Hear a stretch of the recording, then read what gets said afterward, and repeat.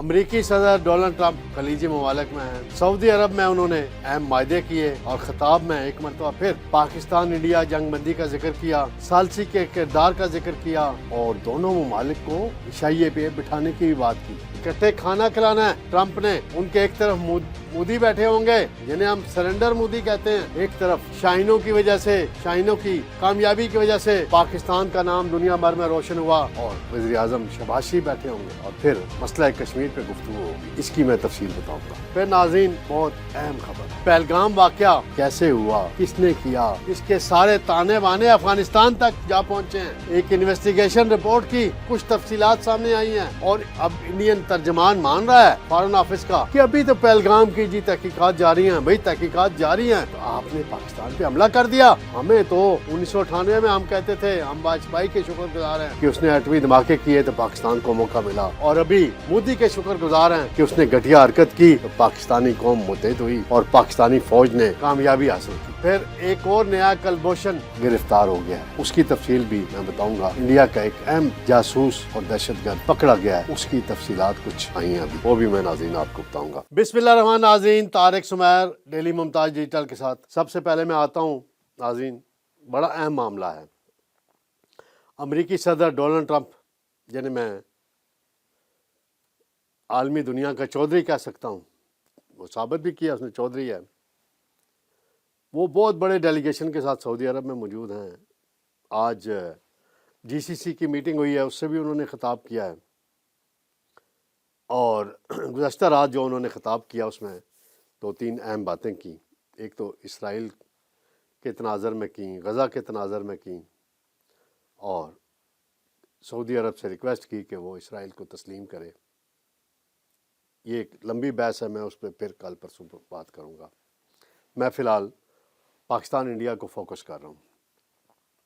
اس میں وہ کہتے ہیں کہ میں نے ایٹمی جنگ رکوائی، دونوں سے رابطے کیے اور پھر سیز فائر ہوا، اور میں ثالثی کا کردار ادا کروں گا کشمیر کے ایشو کے حل کے لیے۔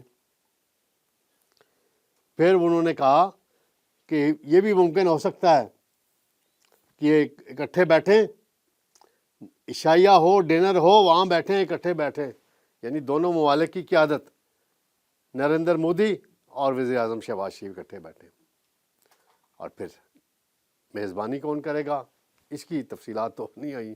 ظاہری بات ہے، ایک تو صدر ٹرمپ ایک غیر روایتی قسم کے سیاستدان ہیں، رہنما ہیں، اور ان سے کچھ بھی ایکسپیکٹ کیا جا سکتا ہے، لیکن انہوں نے دو تین اس جنگ کا، اور جو مودی کی حماقت تھی، مودی کو تو جو ہونا ہے وہ ہو رہا ہے، پاکستان کو دو تین فائدے ہوئے۔ ایک تو پاکستان کی فوجی بالادستی، چینی ٹیکنالوجی دنیا میں مانی گئی۔ دوسرا، 5 اگست 2019 کے بعد مودی یہ سمجھا بیٹھا تھا، کر بیٹھا تھا اپنی طرف سے کہ کشمیر ہڑپ ہو گیا، ختم ہو گیا مسئلہ کشمیر، وہ کہتے بھی یہی تھے، لیکن اس کے نتیجے میں صدر ٹرمپ میدان میں آئے اور بار بار وہ کہتے ہیں میں ثالث کا کردار ادا کروں گا۔ اور کل انڈین ترجمان کہتا ہے، جو چند دن پہلے تک کہتے تھے مسئلہ کشمیر ہے ہی کوئی نہیں، یہ تو ہم نے ختم کر دیا ہے، ہم نے تو اپنے آئین میں ترمیم کر دی ہے۔ کہتے ہیں شملہ معاہدے کے تحت دو طرفہ مذاکرات ہوں گے۔ تو ناظرین، شملہ معاہدہ ذوالفقار علی بھٹو صاحب کے دور میں ہوا تھا اور اندرا گاندھی نے ان کے درمیان ہوا تھا، جس میں تھا کہ جی دونوں ممالک آپس میں بیٹھ کے اس مسئلے کو حل کریں گے، لیکن وہ کوئی کوشش نہیں ہوئی۔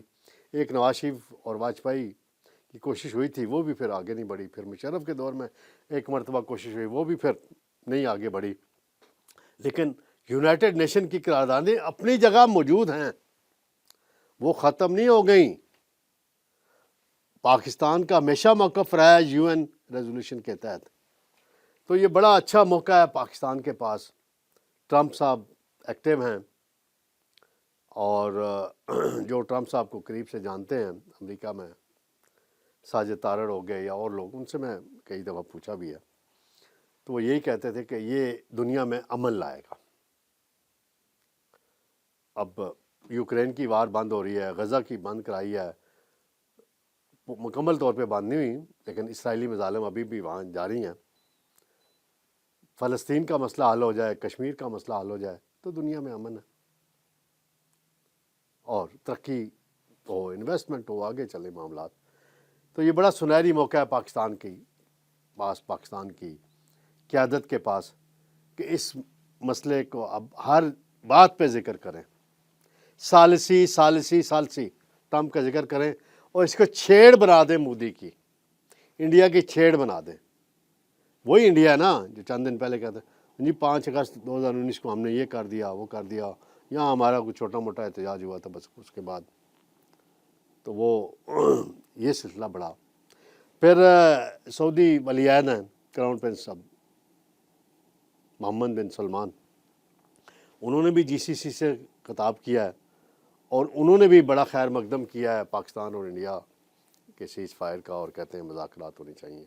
سعودی عرب ہمارا بڑا قریبی دوست ہے پاکستان کا، ہر مشکل کی گھڑی میں ساتھ دیا اس نے، اور اس میں کوئی شک نہیں ہے۔ پاکستان کی معیشت کا ایشو ہو، ڈیفنس کا ایشو ہو، باقی ایشو ہو، اور مجھے وہ مناظر یاد آتے ہیں جب پاکستان نے ایٹمی دھماکے کیے تھے تو سعودی عرب اور اسلامی دنیا خوش ہوئی تھی، عرب ملک خوش ہوئے تھے، اور اب انڈیا کو شکست ہوئی ہے تو عرب میڈیا کو اگر آپ دیکھیں تو اتنی خوشیاں وہاں لوگ منا رہے ہیں کہ دل جھوم اٹھتا ہے۔ حکمرانوں کو چھوڑ دیں عرب ملکوں کے، باقی چیزوں، عوام کی بات کر رہا ہوں میں، تو بڑی اسلامی دنیا میں خوشی کی لہر دوڑی ہے، اور بھی ممالک میں جو اسلامی نہیں ہیں ان میں بھی بڑی خوشی کی لہر دوڑی ہے۔ نیپال جیسے ملک میں سے بھی آوازیں آئی ہیں، بنگلہ دیش سے بھی تو آئی ہیں۔ تو یہ اس صورتحال میں ہمیں بھرپور فائدہ اٹھانا چاہیے صدر ٹرمپ کی پیشکش کا، اور انڈیا پہ مسلسل پریشر اس کا رکھنے کی ضرورت ہے ناظرین، تاکہ یہ سلسلہ جو ہے آگے بڑھے اور اس میں ہمیں کامیابی ملے۔ غزہ کا میں ذکر لازمی کروں گا۔ غزہ میں جو اسرائیل نے مظالم کیے ہیں وہ بڑی افسوسناک امر ہے۔ 60,000 معصوموں کو قتل کیا گیا، وہاں نشانہ بنایا گیا، اور اسرائیل نے وہی ٹیکنالوجی انڈیا کو دی، اور ہماری فوج اگر مضبوط فوج نہ ہوتی تو پھر بڑا مشکل ہو جانا تھا۔ تو کراؤن پرنس کہتے ہیں کہ انہوں نے بھی غزہ کے حوالے سے وہاں بات کی ہے، فلسطینیوں کے لیے محفوظ اور باوقار مستقبل چاہتے ہیں، یہ انہوں نے کہا ہے۔ تو یہ ایک پھر ایران کا بھی وہاں تذکرہ ہوا ہے، وہ ایک لمبی ناظرین بات ہو جائے گی۔ تو یہ سارا سلسلہ اس میں اب بہت اچھا موقع ہے پاکستان کے پاس کہ صدر ٹرمپ نے یہ پیشکش کی ہے، اس کو ہم آگے لے کے چلیں ڈپلومیٹیکلی۔ ہمیں بہت رشیا کو ہمیں ساتھ ملانا ہوگا، برطانیہ کو بھی ساتھ ملانا ہوگا، جو سارا یہ فرانس کو ساتھ ملانا ہوگا، تاکہ یو این سیکورٹی کونسل میں کوئی ویٹو پاور، جو پہلے کشمیر کا مسئلہ جب بھی آتا تھا روس یا امریکہ اور فرانس برطانیہ والے ویٹو کر دیتے، چین تو ہمارے ساتھ ہے، تو ان چیزوں کو آگے بڑھ کے ڈپلومیٹیکلی بڑا تیز کرنے کی ضرورت ہے۔ ناظرین ایک اور معاملہ ہے، پہلگام واقعہ کے حوالے سے بڑی اہم خبر آئی ہے، وہ یہ ہے کہ اس کی جو غیر جانبدارانہ انٹرنیشنل انویسٹیگیشن ہوئی ہے، اور اس میں پاکستان کو کلین چٹ مل گئی ہے، یعنی کہ پاکستان کا اس واقعے سے سرے سے کوئی تعلق نہیں ہے، کوئی چیز ثابت نہیں ہوئی۔ اس ضمن میں بڑے سینئر صحافی ہیں جناب سہیل رائج صاحب، انہوں نے اپنی رپورٹ میں انکشاف کیا ہے، اور وہ کہتے ہیں کہ کئی عالمی طاقتوں نے آزادانہ طور پر پہلگام واقعے کی تحقیقات کرائیں، اور ان کے نتائج پاکستان اور بھارت دونوں کو پہنچا دیے گئے، بھجوا دیے گئے۔ اس انکوائری رپورٹ کے مطابق پہلگام واقعہ کی منصوبہ بندی افغانستان میں موجود طالبان گروہوں نے کی، جو اس وقت پاکستان کے خلاف برسر پیکار ہیں۔ رپورٹ میں یہ انکشاف بھی کیا گیا ہے کہ پاکستان کی جانب سے حالیہ دنوں میں افغان طالبان کے خلاف شدید دباؤ ڈالا گیا، جس کے نتیجے میں درجنوں دہشت گردوں کو ہلاک کیا جا چکا ہے۔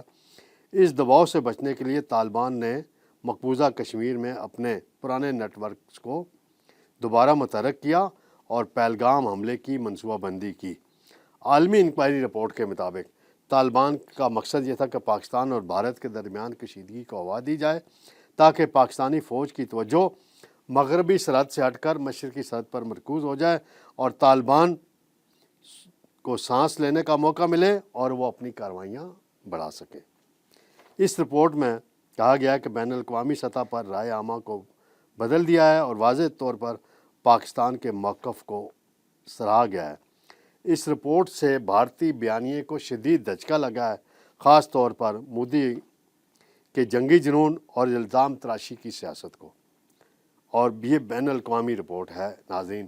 اس کے بعد یہ ثابت ہوتا ہے کہ اس سارے کھیل میں، پہلگام کے کھیل میں انڈیا ملوث ہے، کیونکہ جتنے بھی دہشت گرد تنظیمیں افغانستان کے اندر بیٹھی ہوئی ہیں، ٹی ٹی پی ہو اور باقی، انڈیا ان کو فنڈنگ کرتا ہے، ٹریننگ کرتا ہے، اور پھر پاکستان میں آ کے بڑی بڑی دہشت گردی کی کارروائیاں کرتے ہیں، بلوچستان میں کرتے ہیں۔ تو یہ ثابت ہو چکا ہے انڈیا کی انوالومنٹ، اور یہ مودی نے خود کرایا ہے۔ یہ انویسٹیگیشن پاکستان کے کسی F I a, I S I کی نہیں ہے جس پہ انڈیا کو اعتراض ہو سکتا ہے۔ یہ انٹرنیشنل اداروں کی ہے، انٹرنیشنل خفیہ ایجنسیوں کی ہے، تحقیقاتی اداروں کی ہیں رپورٹس، اور یہ انڈیا کو بھیجی گئی ہیں رپورٹس۔ انڈیا کے اندر اس پہ خاموشی ہے اختیار کی ہوئی ہے۔ تو ناظرین، کل ہی انڈیا کے دفتر خارجہ کے ترجمان نے یہ بات کہی ہے نا کہ یہ ابھی تو انویسٹیگیشن ہو رہی ہیں اور آپ نے حملہ کر دیا اور کر دیا، منہ کی کھانی پڑی۔ ناظرین، ایک اور بڑی اہم خبر آئی ہے کہ ایک اہم دہشت گرد کہہ لیں، جاسوس کہہ لیں انڈیا کا، وہ گرفتار ہوا ہے۔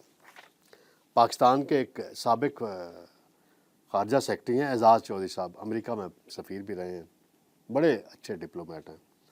انہوں نے انکشاف کیا ہے ناظرین، ابھی اس کی تفصیلات تو باقی۔ وہ کہتے ہیں کہ پاکستان نے کلبھوشن کے بعد ایک اور اہم بھارتی جاسوس پکڑ لیا ہے، چکرویدی اس کا نام بتایا گیا ہے، ایران سے آیا اور وہاں بزنس کر رہا تھا۔ یعنی یاد ہے ناظرین، کلبھوشن بھی بزنس کے نام پہ وہ سارا نیٹ ورک چلاتا تھا۔ ایک وہ انٹرویو میں اعزاز چودھری صاحب نے انکشاف کیا کہ چکرویدی ایران سے آیا اور وہاں بزنس کا اور وہیں سے آپریٹ کرتا تھا۔ بھارتی جاسوس چکرویدی بلوچستان میں ایرانی بارڈر سے پکڑا گیا ہے۔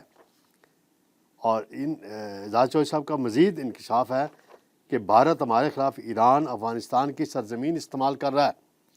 پاکستان کو ایران سے بات کرنی چاہیے کہ اپنی سرزمین استعمال نہ ہونے دے۔ وہ مزید کہتا ہے کہ ایرانی وزیر خارجہ سے بھارتی میڈیا کی بدسلوکی اخلاق سے گری ہوئی ہے۔ ایران کو اب اندازہ ہو جانا چاہیے کہ بھارت دوستی کے قابل نہیں ہے، بھروسہ نہ کرے ایران بھارت پہ۔ یہ انہوں نے بڑا اہم انکشاف کیا ہے ناظرین کہ یہ ایک نیا جاسوس جو کلبھوشن جیسا ہے یا اس کے نیٹ ورک ہے، یہ پکڑا گیا ہے۔ اور یہ بڑے باخبر ہیں، فارن آفس کے ریٹائرڈ ہیں اور ڈپلومیٹک سرکل میں بڑی ان کی عزت و احترام ہے۔ تو یہ اس خبر کی اب دیکھتے ہیں، پاکستانی دفتر خارجہ ہو یا آئی ایس پی آر ہو یا وزارت داخلہ ہو، وہ اس کی تفصیلات کیا دیتے ہیں۔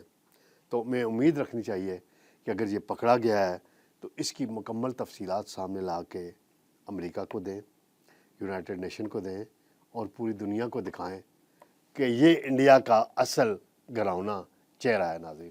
تو انشاءاللہ ناظرین جلد دوبارہ ملاقات ہوگی۔ اللہ حافظ۔